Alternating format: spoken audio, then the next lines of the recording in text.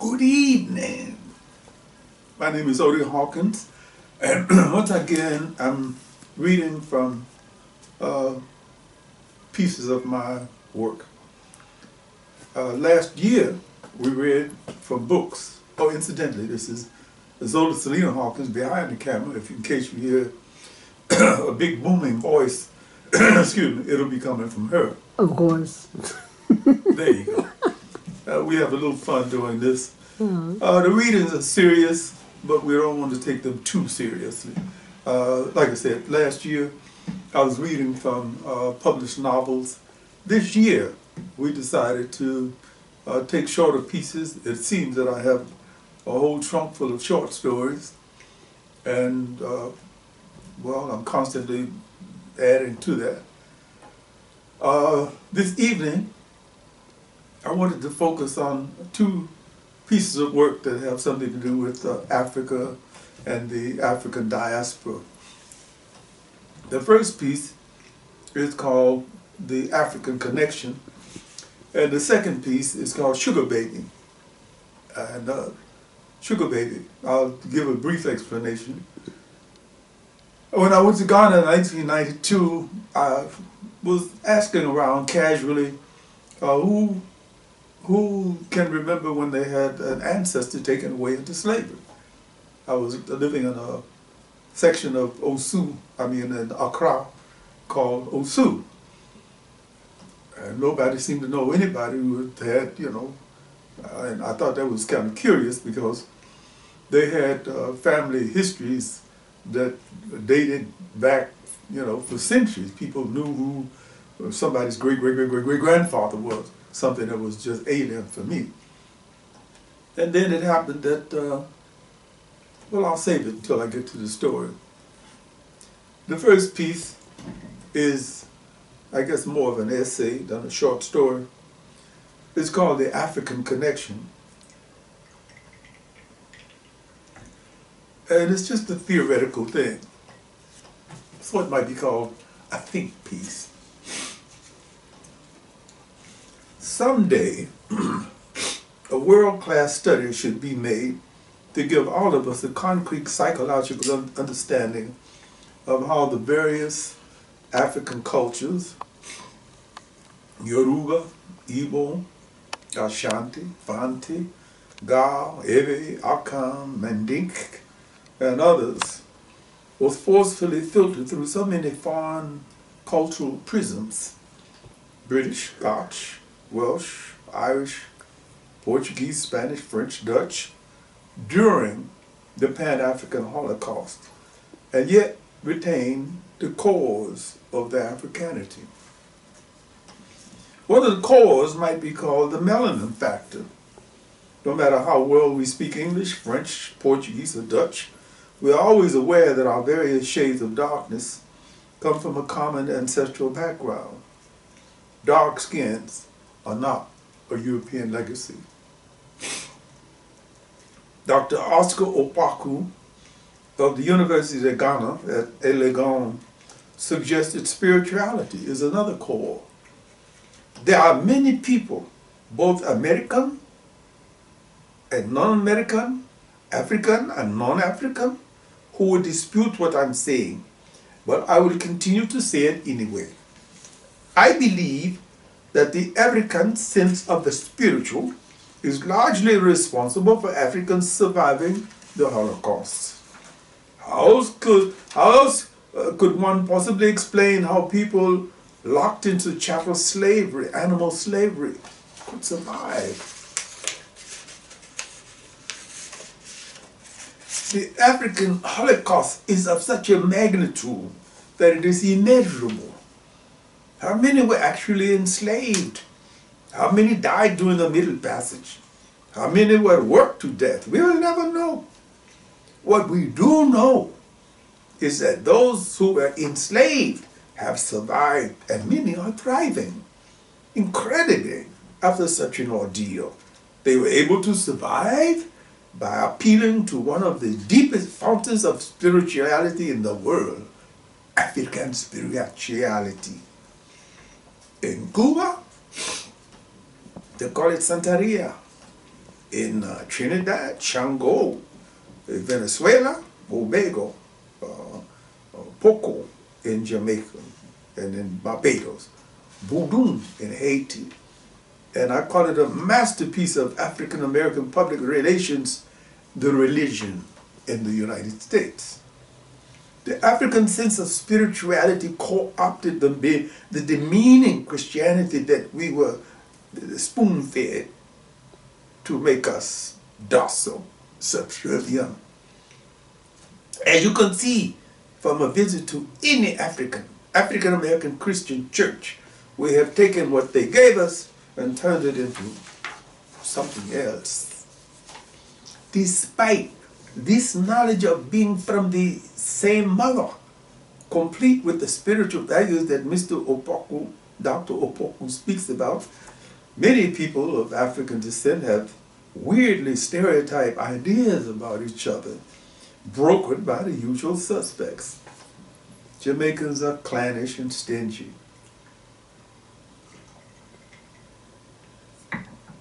Also may work 2 or 3 jobs at the same time. Brazilians. Brazil has the largest concentration of black people in the world outside of Nigeria. Love to party too much. Haitians are superstitious. Africans can't run their countries correctly. African Americans can't get it together. And if you are of African descent and you read a little of Wole Soyinka or Simbeni, Dr. Frances Welching, Chinua Achebe, Langston Hughes, James Baldwin, Toni Morrison, or whoever is doing the current reality check, you will know that racism, as predicted by W.E.B. Du Bois, is the steel veil of the 20th century and doesn't look as though it will be lifted in the 21st century. Well, here we are.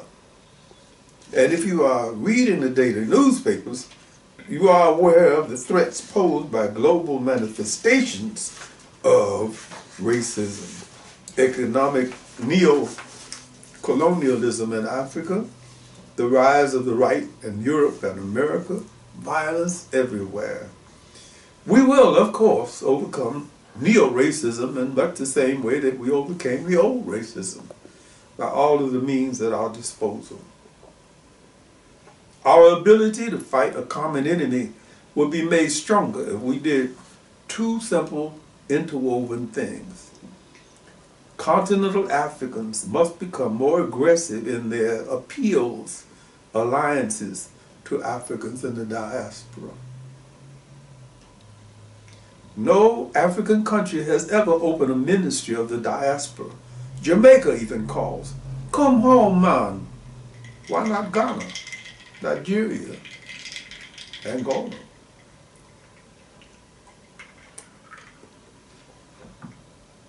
Creole Africans, diasporans, must be made to understand that Africa is a barometer of our self-esteem. If we are of African descent and we don't take pride in that, who will? Who should? It isn't enough that we should celebrate Kwanzaa and swat ourselves in kente cloth every February.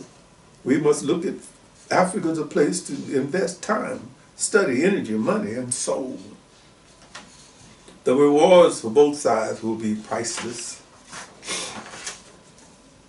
We definitely need to take and make a great effort to have the kinds of cultural exchanges that reinforce the bonds of heritage, rather than continue to feed on the negative mindsets that many of us have, the us and them syndrome.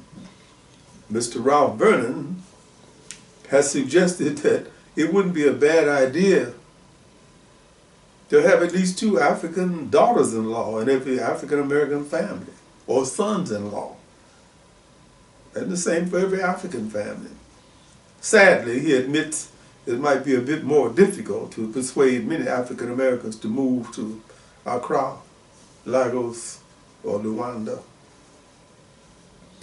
African schools, beginning at the primary levels, should have mandatory African American Caribbean studies departments.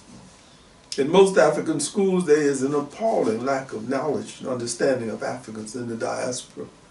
While teaching a creative writing class in the Accra Girls Secondary School, I asked my students one day, "What do you know about African Americans?"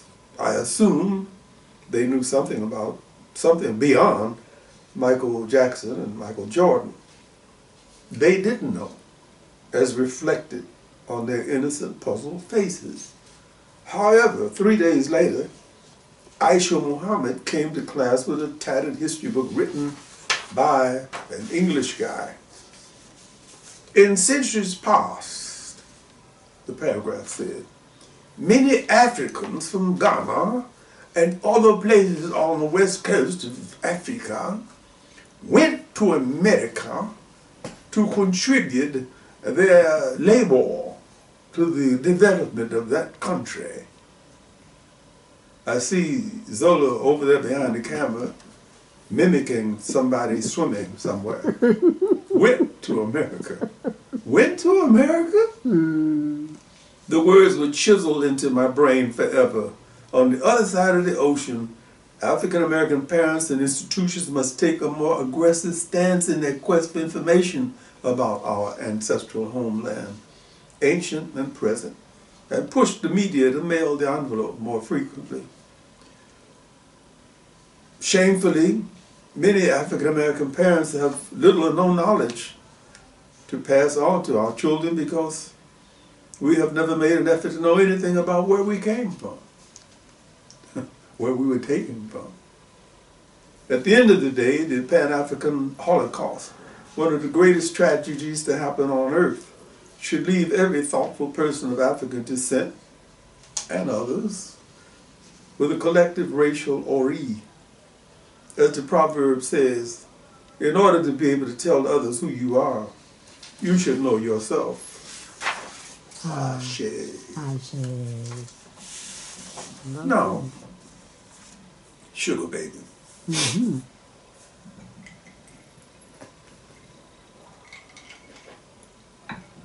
Like I said, the pieces will be short.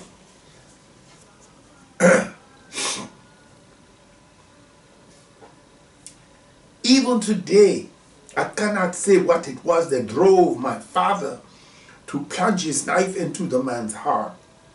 I must remind you that I was only a small boy of 12 years old when this happened. Some say that the man had said evil things about our house. I heard this years later. Others said that this man had dishonored my father by insulting his clan. In any case, it was later proven that my father had killed this man unjustly. The man was not guilty of saying evil things or insulting my father's clan. I can recall that there was a great deal of palaver about the matter amongst the elders. One has to remember that this is before the English, the Bruni, took control of our justice system. It was 1888, and our traditional system of justice was still very strong. There were several meetings under the justice tree where traditional ways of dealing with village problems were used. As I recall, there was a choice of decision. My father could be killed for killing an innocent man, or he could make an offering of one of his youngest children, his youngest daughter, my sister, to atone for the sin of killing an innocent person. It was very difficult, it's a decision for the family to make. If my father, the head of his clan, was sacrificed for his mistake, we would not only lose my father, but also the chief of a royal house. This would affect thousands of people. B, the alternative was to consecrate, sacrifice the youngest female in our immediate family to the fetish house that would be responsible for absolving my father of his sin.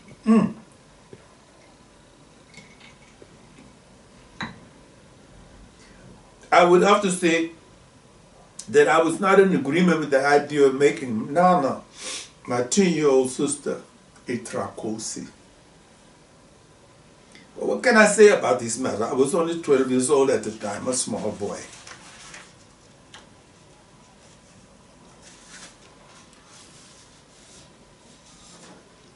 I have to say that I thought my grandmother was almost like a divinity.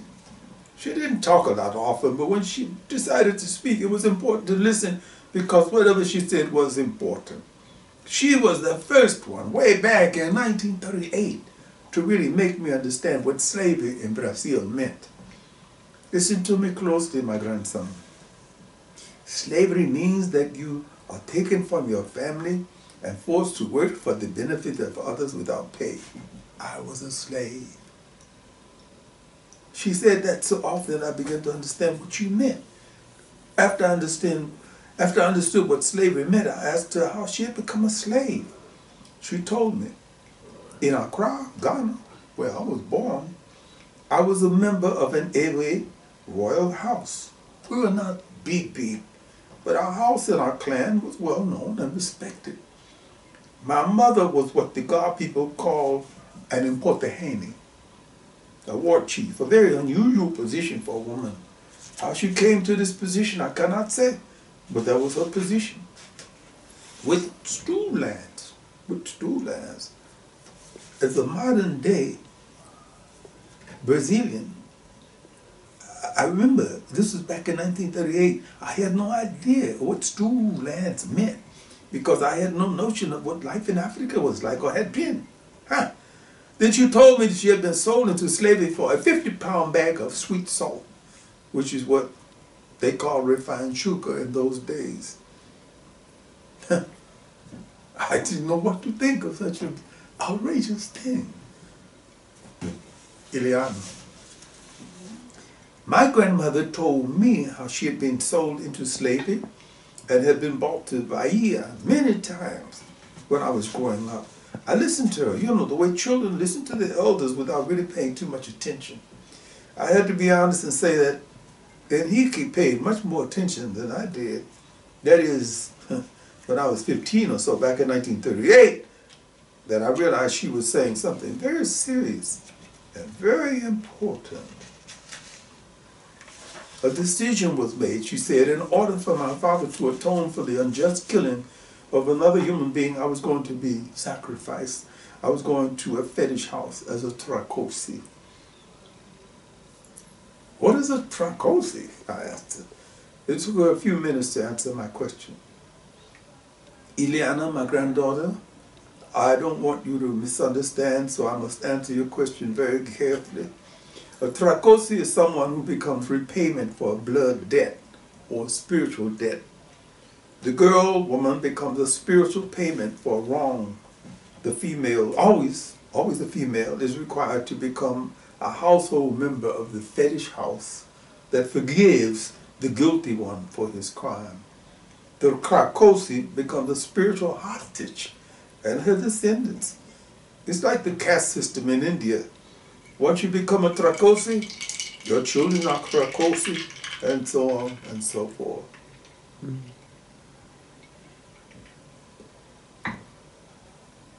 Perhaps some would see it as a bad thing, and some would not see it that way. This is a decision that the elders must decide. What I can say to you is this. My mother decided to sell me into slavery rather than have me become a trakosi in Ghana, in my homeland. In Ghana, as a trakosi, I would become the wife of a fetish priest. Most of the fetish priests are old men. As a slave in the New World, I would not be a trakosi. This was a decision my mother made. My father did not find out about this till after the deed was done. There were a few problems caused by my mother's actions. The family of the man who had been killed by my father were very annoyed. The whole matter was taken up again by the elders under the justice tree. It was finally decided that the dead man's family should receive compensation for my father's cola nut crop. Thank you. Cola nut crop. And from his palm wine business for a period of 5 years. Wow. This was information that I received several years later from another girl who had been sold into slavery from our village. I think the dead man's family was pleased with the elder's decision. Mm. No. Yeah. Because of my mother, I never knew the hard life of a Tracosi, but I know a great deal about the life of a slave on a sugar plantation in Bahia, Brazil. As we all know, slavery was abolished in Brazil in 1888, but many Africans were still treated like slaves. As a young girl, I worked in the fields, carrying heavy buckets of water on my head to the workers and doing other kinds of work. I was not paid to do this work. I only received bad food and a place to sleep. I was very homesick for a long time. When I was about 11 years old, I was taken to the big house and made to do work there. There in the big house, I was often raped by the master and his two sons. Wherever they caught me alone, they would rape me. And I could do nothing about it because they were the masters, the law. Finally, when I was about 13, I ran away. I remembered I was 13 because I had my first period. I ran away from the plantation to the big city, to San Salvador. It was a big step for a little girl. I was alone, without a family, and I did many shameful things to survive.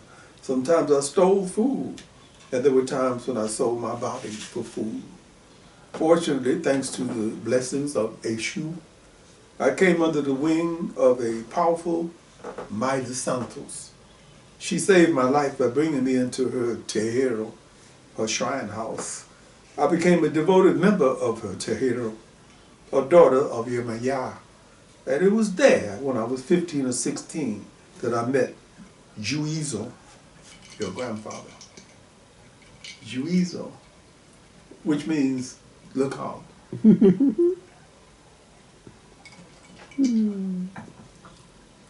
As you know, he became a mestre of Capoeira Angola after many years of hard work, of master study of two of the greatest masters in Bahia. When we met, I felt that I had a new life. He was only a couple of years older than me, but he had great maturity and focus. He wanted to become a master of Capoeira Angola, and he did. He opened an academy when he was 26 years old and devoted his whole life to his art. He has former students all over Brazil and other places in the world. We had a very good, wonderful life together for 50 years. Sometimes I think that I was brought from Ghana, West Africa, to spend my life with this wonderful man. Master is Juizo.